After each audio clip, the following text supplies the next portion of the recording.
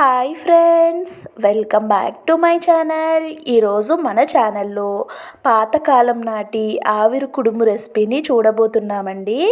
మనం ఆవిరి కుడుము చేయటం కోసం మినపప్పు నానబెట్టి దాన్ని రుబ్బుకొని ఇడ్లీ రవ్వ వేసి చేస్తూ ఉంటాం కదండి.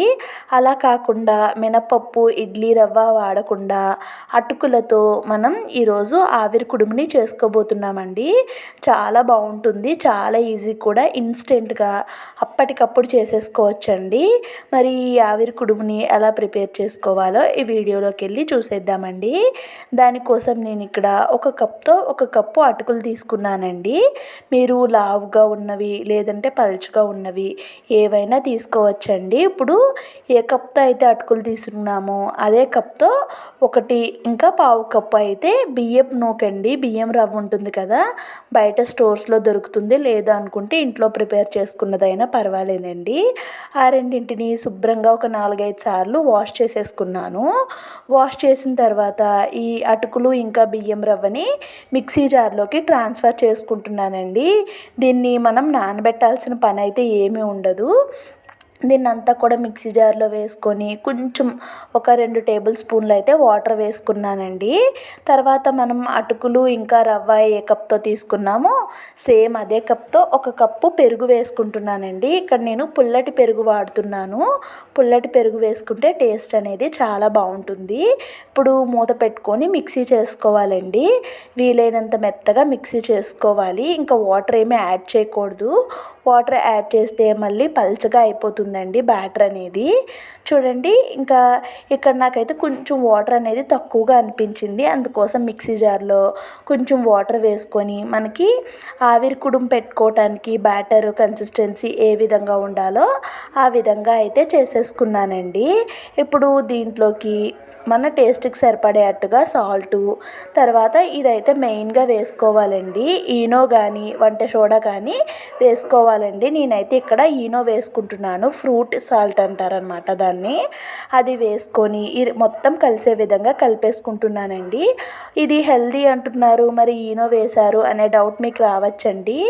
ఈనో వద్దు అనుకుంటే నైట్ బ్యాటర్ ప్రిపేర్ చేసుకొని ఫ్రిడ్జ్లో పెట్టుకొని మార్నింగే చేసుకోండి, అలా అయినా బాగుంటుంది. లేదు అనుకుంటే మాకు అప్పటికప్పుడు ఇన్స్టెంట్గా కావాలి అనుకుంటే ఇలా ఈనో అయితే కంపల్సరీగా వేసుకోవాలి. ఈనో లేని వాళ్ళు వంట సోడా అయినా వేసుకోవచ్చండి.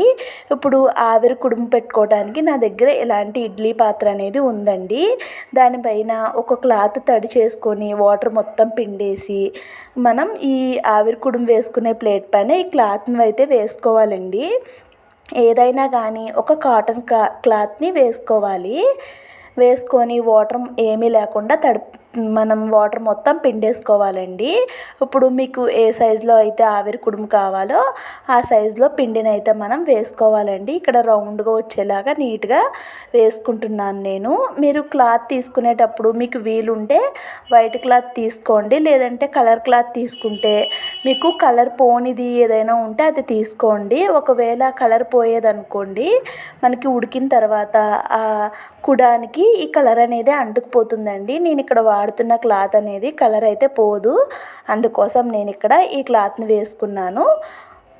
ఒకవేళ మీ దగ్గర వైట్ క్లాత్ ఉన్నట్టయితే వైట్ క్లాత్ అయినా వేసుకోవచ్చండి. ఇక్కడ ఇదే విధంగా ఇంకొక దాంట్లో కూడా నేను ఈ ఆవిరి కుడుము అయితే పెట్టేసుకుంటున్నానండి. పెట్టేసుకొని మూత అవన్నీ కూడా క్లోజ్ చేసుకుంటున్నాను. ఇప్పుడు ఇడ్లీ పాత్రలో ఒక చెంబుడు వాటర్ వేసుకున్నానండి. మనం ఈ ఉడికించుకోవాలి కదా, అందుకోసం ఇప్పుడు దీంట్లో మనం ముందుగా ప్రిపేర్ చేసుకున్నటువంటి ఆవిరి కుడాల్ని నెమ్మదిగా పెట్టేసుకోవాలండి. చూడండి, ఈ విధంగా పెట్టేసుకొని మూత పెట్టి వీటిని కుక్ చేసుకోవాలండి. ఇప్పుడు స్టవ్ వెలిగించి మనం ఇడ్లీ పాత్ర ఉంది కదండి, ఇడ్లీ పాత్రని సిమ్ టు మీడియం ఫ్లేమ్లో మాత్రమే పెట్టుకొని ఒక 10 మినిట్స్ పాటు ఉడికించుకోవాలండి. 10 మినిట్స్ తర్వాత మీకు తీసి చూపిస్తున్నాను. చూడండి, మనకి కొంచెం పొంగినట్టుగా అయినాయండి, ఉబ్బిందండి ఇక్కడ కుడుము అనేది. వీటిని తీసుకొని మనం చెయ్యి పెట్టి చూస్తేనే నాకు ఉడికిపోయినట్టు తెలిసిందండి. ఇక్కడ స్పూన్ పెట్టి చూపిస్తున్నాను చూడండి, పర్ఫెక్ట్గా కుక్ అయిపోయింది, చేతికి ఏమీ అంటుకోవట్లేదు. ఇప్పుడు మూత మళ్ళీ అవి క్లోజ్ చేసేసి మూత పెట్టి స్టవ్ ఆఫ్ చేసేసుకుంటున్నానండి.